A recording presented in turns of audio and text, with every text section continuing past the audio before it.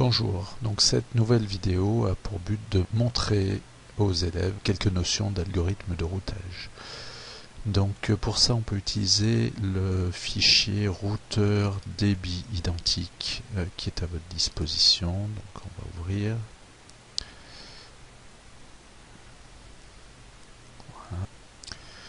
Voilà, donc dans cette simulation-là, dans ce fichier-là, on a donc plusieurs PC reliés à ce qui pourrait être Internet, simplifié à seulement une maille composée de 3 routeurs reliés entre eux. Donc il est important qu'ils comprennent que Internet c'est un réseau qui est maillé avec des connexions entre différents routeurs les unes avec les autres et qui permettent de transmettre l'information quel que soit l'état du réseau. Voilà. Donc ici ce que l'on peut faire tout simplement c'est, alors on ouvre en bas à droite la partie scénario, donc là le scénario il est tout prêt, vous n'avez rien à modifier. Vous allez passer donc, alors oui je vous rappelle que toujours il faut bien cliquer sur avance rapide du temps au début, ça peut permettre de débloquer les initialisations qui ne seraient pas tout à fait terminées. Et donc on va passer ici dans le mode simulation. On va commencer tout de suite par réinitialiser la simulation. Voilà. Et on va cliquer sur... Oui. Avant de démarrer la simulation, je vous propose aussi de vérifier dans Modifier filtre ici que seulement les trames ICMP vont être visibles. Les trames ICMP, c'est celles qui permettent de faire du ping.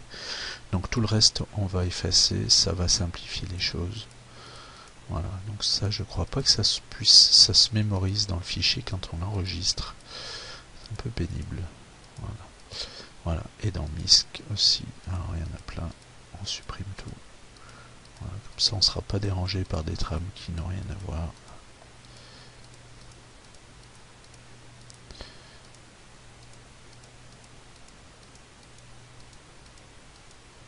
Voilà, donc on peut fermer. Voilà, il n'y a plus que les trames ICMP. Et donc, on va réinitialiser la simulation, accélérer le temps et cliquer sur Capture, lecture automatique. Voilà. Et donc, on voit deux pings qui sont lancés depuis le PC2, un qui va vers le PC1 et un qui va vers le PC0. Donc on voit ici que dans les deux cas, le paquet, le ping a pris le chemin le plus court, hein, celui le plus direct. Voilà. Donc à l'aller et au retour, voilà, ça prend le chemin le plus direct. Donc on n'a pas eu des détours par un routeur éloigné.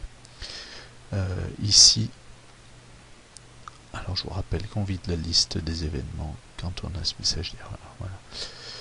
Ici, toutes les mailles, tous les brins dans les mailles, toutes les branches des mailles ont la même vitesse de communication, donc il n'y a pas de raison de faire des détours. On peut montrer maintenant aux élèves que si jamais, pour une raison ou pour une autre, il y a une panne et qu'il y a un brin qui est coupé, voilà, donc on supprime un brin, on va pouvoir réinitialiser la simulation et relancer la capture. Et on va voir à nouveau ce qui se passe.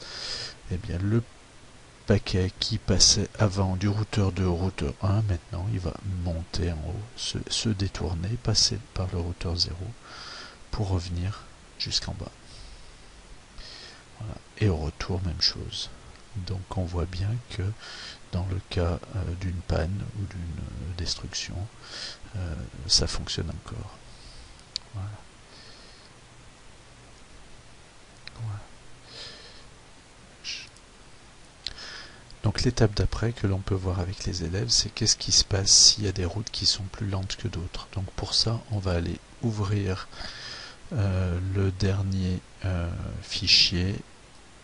Non, j'enregistre pas celui qui s'appelle routeur débit différent. Voilà. Et dans cette simulation-là, donc avance rapide du temps, voilà, on voit qu'il y a des branches qui sont rapides, comme à 2 mégabits par seconde, mais il y a une branche qui est très lente, à 128 kilobits par seconde. Et donc là, on va relancer la simulation à nouveau pour voir ce qui se passe dans ce cas-là. Donc on réinitialise la simulation, on est toujours en vitesse rapide, on lance capture lecture automatique et on regarde ce qui se passe.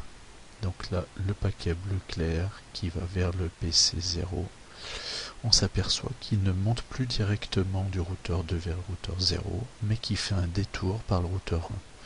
Peut-être plus de distance, mais en débit ça va aller, en temps de transfert, ça va aller plus vite. Et au retour, on s'aperçoit aussi que, même chose, le paquet, il repasse bien par le routeur 1. Donc on passe par plus de routeurs, mais qui sur des branches très rapides, et là ça fonctionne. Voilà, donc mémoire pleine, vider la liste des événements. Donc on voit ici l'intérêt, les routeurs sont intelligents. Qu'est-ce qui se passe, comme tout à l'heure, si ce brin-là, il est coupé?